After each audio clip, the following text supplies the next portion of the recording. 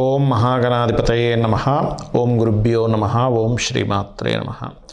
పరమేశ్వర స్వరూపమైనటువంటి జ్యోతిష, వాస్తు మరియు ఇతర అనేకమైనటువంటి శాస్త్రములను మనకు అందించినటువంటి మహర్షులకి నమస్కారం. హయగ్రీవ హయగ్రీవ హయగ్రీవేతియో వదేత్ తస్య నిస్సరతే వాణి జహ్నుకన్యా ప్రవాహవత్. అరుణాం కరుణాతరంగితాక్షీం ధృతపాశాంకుశపుష్పబాణచాపాం అనిమాదిభిరావృతాం మయూకైః అహమిత్యేవ విభావయే భవానీం. శ్రీమాత్రే నమః. ప్రేక్షకులకి ఆ లలితాంబిక అమ్మవారి యొక్క అనుగ్రహం పరిపూర్ణంగా కలగాలని మనస్ఫూర్తిగా కోరుకుంటూ మనం ఈరోజు చెప్పుకోబోయేటువంటి అతి ముఖ్యమైనటువంటి టాపిక్ ఏమిటి అంటే, మనము ఈ యొక్క జన్మలో జన్మించినప్పుడు ఒక యోగంలో జన్మిస్తాం. అది పర్టికులర్గా పూర్వజన్మ కర్మ. ఆ పూర్వజన్మ కర్మను కనుక మనం సెట్ చేసుకోగలిగితే, అది ఏ రూపంలో వస్తుందో తెలుసుకోగలిగితే, దాని జోలికి వెళ్లకుండా మనం జాగ్రత్త పడగలిగితే 100% మనం సేవ్ అవుతాం. గుర్తుపెట్టుకోండి. అది ఒక్కొక్క లగ్నానికి ఒక్కొక్క రకంగా ఉంటుంది.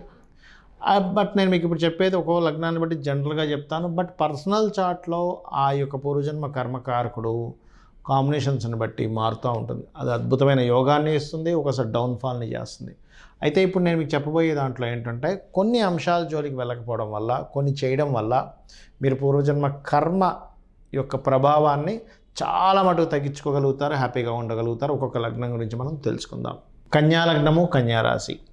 మీకు ఎక్కువగా మీ యొక్క పూర్వజన్మ కర్మ ఏ రూపంలో మీకు వచ్చి ఇబ్బంది పెడుతుంది అంటే, మీ జన్మజాతకంలో చంద్రుడు బాగున్నాడు అనుకోండి, అదే పూర్వజన్మ కర్మ ఫుడ్ రిలేటెడ్, ట్రాన్స్పోర్ట్ రిలేటెడ్లో ఒక రేంజ్కి తీసుకెళ్తుంది. అదే చంద్రుడు కనుక మీకు పాడయ్యాడు అంటే, చేసే బిజినెస్లో ముఖ్యంగా food related, water related, anything liquids related, లేనట్లయితే ఒక ప్లేస్ మారడం వల్ల కొన్నిసార్లు ఏమవుతుందంటే, చక్కటి ఉద్యోగం ఉంటుంది, ఏం చేస్తారు, అమ్మ ఇది కాదు, ఈ ఉద్యోగం కాదు, ఇంకో ఉద్యోగంలోకి మారిపోదాం అనుకుంటూ ఉంటారు. కానీ అది చాలా పెద్ద మిస్టేక్ అవుతుంది. చాలా పెద్ద మిస్టేక్ అవుతుంది. అది చాలా దాన్ని చూసుకోవాలి.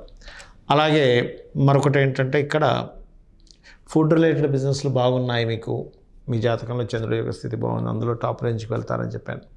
ఫుడ్ కానీ, లేకపోతే మనకి ట్రాన్స్పోర్టింగ్ రిలేటెడ్ కానివ్వండి, లేకపోతే water related, liquid related, water plants ఉంటాయి, ఇటువంటివి. అయితే ఇది ఎంతసేపు మీకు చంద్రుడు ఉండే పొజిషన్ మీదే ఆధారపడి ఉంటుంది. గుర్తుపెట్టుకోండి. బికాజ్ ఆఫ్ మీ లగ్నం కన్యా లగ్నం. కన్యా లగ్నం అంటేనే బుధుడు యొక్క లగ్నము. బుధ లగ్నం ఏం చేస్తుందంటే, ఇది బిజినెస్ రిలేటెడ్ థింకింగ్స్, అలాగే మీరు ఎటువంటి విషయాన్నైనా మేనేజ్ చేసేటువంటి లక్షణాలు, ఇవన్నీ కూడా అధికంగా ఉంటాయి. అలాగే మరొక విషయం ఏంటంటే, ఇక్కడ దీంతోపాటు మీ యొక్క జాతచక్రంలో మీరు వీలైనంత మట్టుకు దగ్గరలో వెంకటేశ్వర స్వామి ఆలయానికి ఎక్కువగా వెళ్తూ ఉండండి. వెంకటేశ్వర స్వామి ఆరాధన చేస్తూ ఉండండి. మీకు అన్ని విధాలా బాగుంటుంది.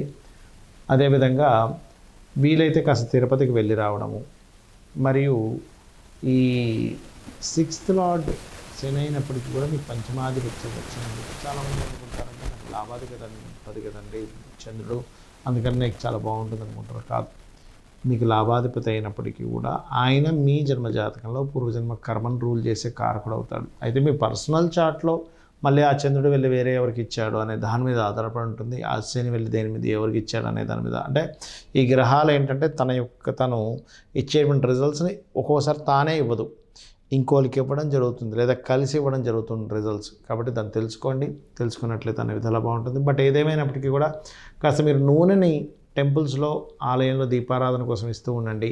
ఇంకా ఎక్కువ ప్రభావం ఉందనుకునేటువంటి వారు నూనెలో మీ ముఖాన్ని చూసుకొని ఆ నూనెని శివాలయంలో ఇవ్వండి అనే విధాలా బాగుంటుంది.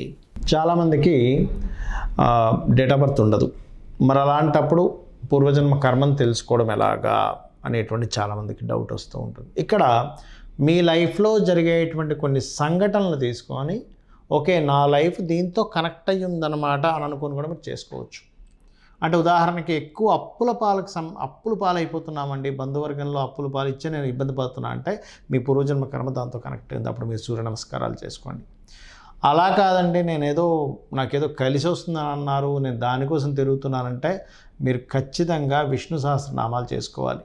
అప్పుడు కానీ మీరు బయటపడరు, గుర్తుపెట్టుకోండి.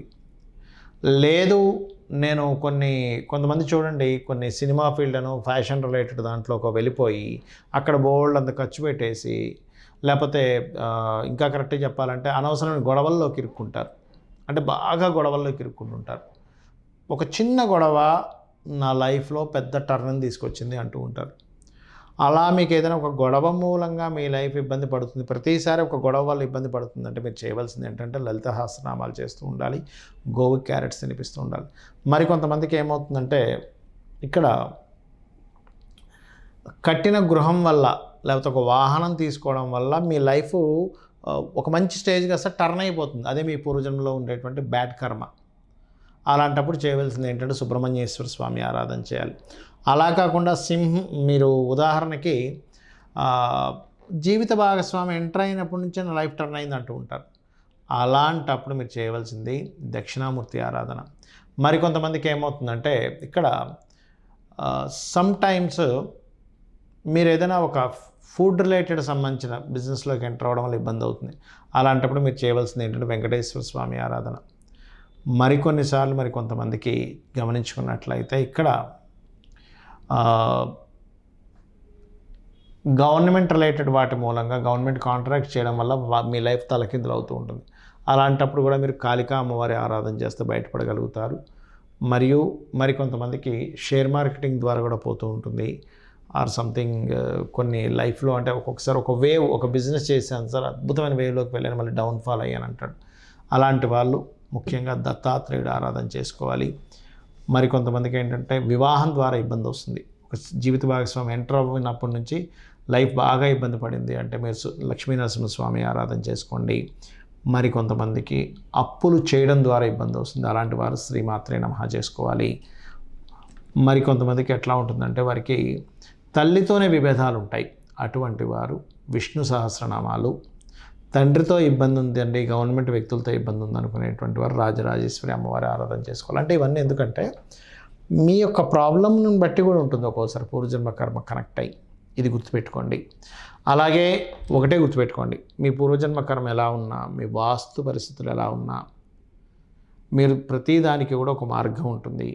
ఆ మార్గాల్లో గొప్ప మార్గం ఏమిటి అంటే లలిత అమ్మవారి యొక్క స్తోత్ర పఠనం చేయడము. ఈ విశ్వం మొత్తం నిండున్నటువంటి కనిపిస్తున్న ప్రతిదీ కూడా ఈశ్వరమయం, ఆ విష్ణుమయం అని అనుకుంటూ అందులో ఉండేటువంటి శక్తి ఎవరైతే ఉన్నారో లలితాంబిక అమ్మవారు అని చెప్పి మీరు గుర్తించినట్లయితే 100% మీరు ఈ కర్మ నుంచి బయటపడగలుగుతారు. దీంతోపాటు కొన్ని అలవాట్లు చేసుకోండి. ఉదయం నిద్ర లేచిన వెంటనే కూడా కాసేపు ధ్యానంలో ఉండండి. ఒక half an hour 40 minutes minimum ధ్యానం చేయండి. ఖచ్చితంగా ఏదైనా ఒక ఆలయానికి రెగ్యులర్గా వెళ్ళడం ప్రాక్టీస్ చేసుకోండి, మీ ఇంటి దగ్గరలో ఉండే ఆలయాలకి. అదేవిధంగా వీలున్నప్పుడల్లా ఏదో ఒక మొక్కను నాటండి. ఇవన్నీ కూడా మీ పూర్వజన్మ కర్మలు తగ్గిస్తాయి.